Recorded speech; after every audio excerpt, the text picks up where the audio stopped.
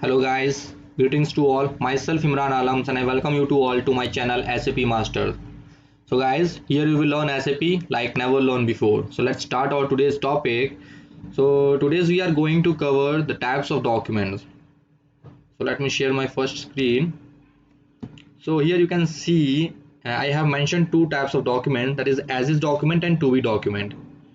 As is also known by CSBP, current status of business process, and to be is also called FSBP, that is future status of business process. So what is the difference between this?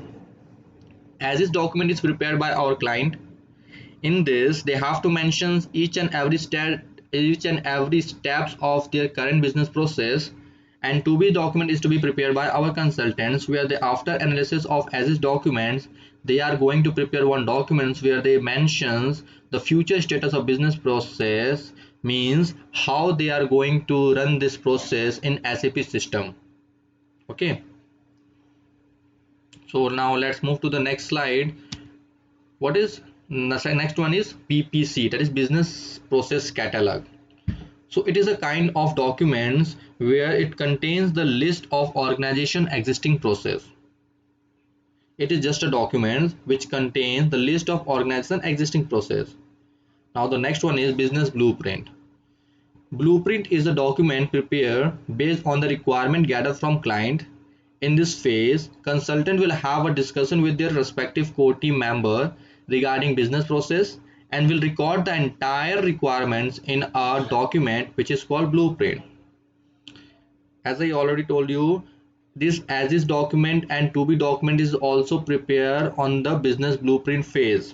So after this preparations of as is and to be document, the final document is prepared by our consultants, or from our by agreeing, it is prepared by our consultants by agreeing the client, is called business blueprint, and thereon after approval of this business blueprint, the consultant start working on this. Okay, so now let's move to the next. Then first one is UT, IT and UAT. So what is UT? UT is prepared by functional consultant for a specific process in a specific module. Okay, let's for example specific module, like we are taking FI modules. Okay, in FI modules, let us suppose there are several sub modules are there: account payable, account receivable, asset, fund management, general ledger accounting, like this. So let us suppose consultants configure account payable part. After configuring AP, they have to test for, and the testing, whatever the testing they have done, they have to mention in one document which is called UT document, unit test document. Okay, now the next one is IT document, integration test document. It is a document prepared based on the test carried out for a specific purpose where two modules involved. In simple, we can say after the completions of two module configuration, please careful, after the completions of two different module configurations, now the times comes where that those two modules going to integrate. For that, after integrations, the testing will be done. That testing will be recorded in IT document, that is integration test documents. Okay, UT and IT testing will be done by our consultants. And the next one is UAT document. UAT, user acceptance test, it is done by our client. Okay, in this after completions of all the testings and all, now the end users or the from the client side, they are going to test this process whether it is running fine or not. Okay, so that's called UAT document, UAT, user acceptance test. Now in the next one is training manuals. This is a document prepared by consultant for end users which consists of all the process related to a specific modules. So what is the use of this making this training manual? The first use is that maybe in future sometimes or end users get confused, so they can take help from these manuals about the process, how they have to go to perform. Okay. Or maybe in the next benefit is that maybe some new joiners came to that company, and they don't know about this. So with the help of these training manuals, they come to know that the proper or a complete process of their company. So it is very beneficial for them. Now the second one is configuration document. This document is prepared by a functional consultant, which consists of all the configuration steps related to a specific module. Okay. Now one more thing, configuration document is a confidential document. We are not going to share this document to everyone. We have to hand it over this document to only the top level management teams who are responsible for this. So why we are making this configuration documents? Let us suppose in futures, if company want to implement rollout projects, or they want some another projects. So for